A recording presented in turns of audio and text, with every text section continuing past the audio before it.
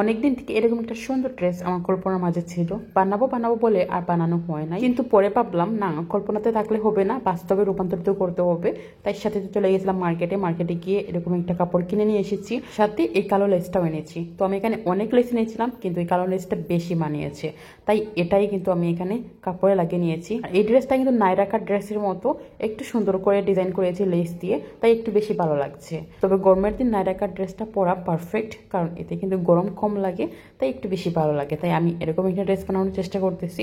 আমি কিন্তু আগে নায়রা কাট ড্রেস কখনো পরি নাই, এই প্রথম পরার চেষ্টা করব। তো আমি প্রথমে কিন্তু নায়রা কাটের উপরের অংশ কেটে নিয়েছি, ব্লাউজ সাইডের যে অংশটা এগুলো কেটে নিয়েছি, কেটে নিয়ে তারপর নিচের অংশ কাটবো। তো উপরে কিন্তু একটু হাবিয়ে জাবিয়ে আছে, কারণ এখানে একটু ডিজাইন করব। আপনারা দেখতেই পাচ্ছিলেন প্রথমে উপরের অংশে একটা লেস দিয়ে ডিজাইন করেছি, যার জন্য এখানে উপরে একটু কেটে নিতে হবে।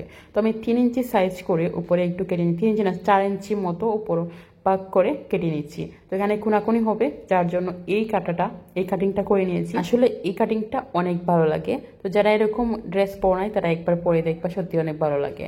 তো এই তো আমি কিন্তু নিচের অংশ আর উপরের অংশ দুইটা কেটে নিচ্ছি, আর তারপর গলার অংশ কেটে উপরের কাটটা সম্পূর্ণ করে নিচ্ছি। আর এই তো সামনের অংশ কিন্তু কেটে নিয়েছি, কেটে নিয়ে তারপর আমি দেখাবো যে কীভাবে লেসটা বসাবো।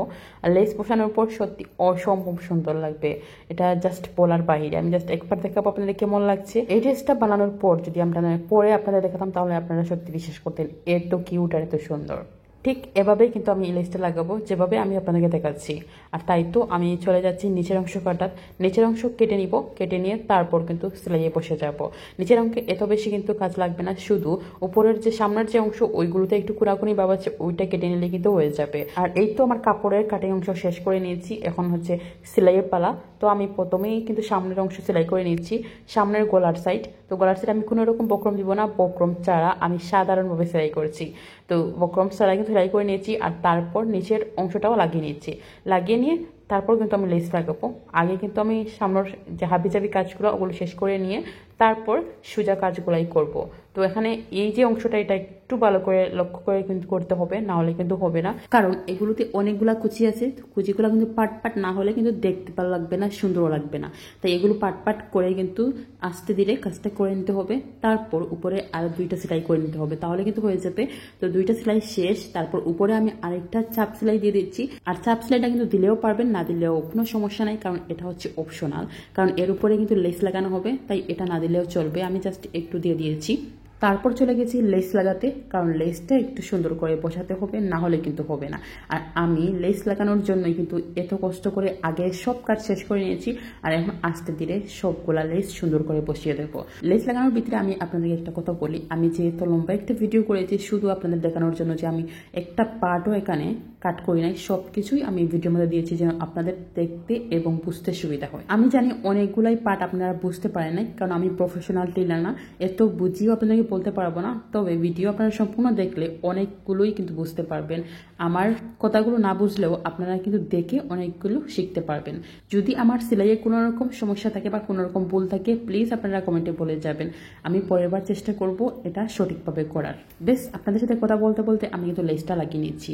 আর আমি উপরের লেসটা লাগিয়ে নিয়েছি, গলার যে ডিজাইনটা এটা কিন্তু করে নিয়েছি। আর তারপর এখন কোমরের সাইডে যেটা এইটা লাগালে আমার কাজটা কিন্তু কমপ্লিট। তো এটা কিন্তু কুচির উপরে এই লেসটা হবে, দেখতে মারাত্মক সুন্দর লাগবে। এটা যদি আমি ছোট্ট একটা বেবির জন্য বানাতাম, তাহলে দেখতে কত সুন্দর এবং কত কিউট লাগতো। কোমরের কুচির অংশে এই লেসটা লাগিয়েছি, আর এই লেসটা লাগানোর পর আমি একটু কেটে দিচ্ছি, কারণ এখানে কোনাকুনি একটা ভাব আছে, যার জন্য একটু অল্প অল্প করে কেটে দিচ্ছি এই লেসটা। তার উপর কিন্তু আবার সেলাই করে দিব, তাহলে কিন্তু সুন্দরভাবে পারফেক্টভাবে বসে যাবে লেসটা। বেশ, আমি কামিজের কিন্তু উপরের অংশ সবগুলা কাজ করে নিয়েছি, নিচের সাইডেও কিন্তু কুচি লাগিয়ে এবং কাজটা কমপ্লিট করে নিয়েছি। তারপর সাইডের জোড়াগুলোও লাগিয়ে নিয়েছি। এখন এসেছি হাতার অংশে। হাতায় কিন্তু আমি আগে একটা ভিডিও দিয়েছি হাতায় কিভাবে লেস লাগানো হয়, তারপরও এই ভিডিওতে আরও একটু দেখানোর চেষ্টা করলাম যে কিভাবে এই হাতায় সুন্দরভাবে পারফেক্টভাবে লেস লাগাবে। তো প্রথমে আমি লেসটা লাগিয়ে নিয়েছি, 1/2 ইঞ্চির মতো জায়গা করে একটা লেস লাগিয়েছি। 2 ইঞ্চির মতো একটা কাপড় লেসের উপর লাগিয়ে নিয়েছি, তাহলে কিন্তু লেসটা মাঝামাঝি থাকবে। আর তারপর উল্টিয়ে আবার সেলাই করে নিব। কাপড় যে এক্সট্রা কাপড়টা এটা কিন্তু বাজ করে নিব, বাজ করে তারপর উপরে 2টা সেলাই করে নিব, তাহলে কিন্তু হয়ে যাবে আমার এই সুন্দর হাতাটা।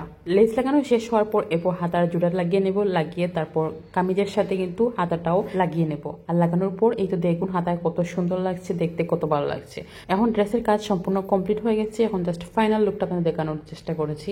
তার জন্য চলে এসেছি আমি আমার বাগানে। আমার বাগানটা আমার এত বেশি পছন্দের, দিনে কতবার যে বাগানে আসি তা আমি নিজেও জানি না। আমার ছোট্ট একটা বাগান, কিন্তু এই বাগানের সবগুলা গাছ আমার অনেক পছন্দের, আমার অনেক যত্নের। আসলে বাগান প্রেমীরাই বুঝতে পারে যে বাগানের মধ্যে যে গাছগুলা তাদের কত যত্নের একটা গাছ, তাদের কত শখের এই গাছগুলা। আর আমার এত সুন্দর এই ড্রেসটা তোমাদের কাছে কেমন লেগেছে তোমরা প্লিজ কমেন্টে জানাবা, কারণ আমি অনেক দিন পর এই ড্রেসটা বানিয়েছি। আর যদি তোমাদের ভালো লাগে তাহলে আমি নেক্সট টাইম আরো সুন্দর সুন্দর ড্রেস মেক করার চেষ্টা করবো। আল্লাহ হাফিজ।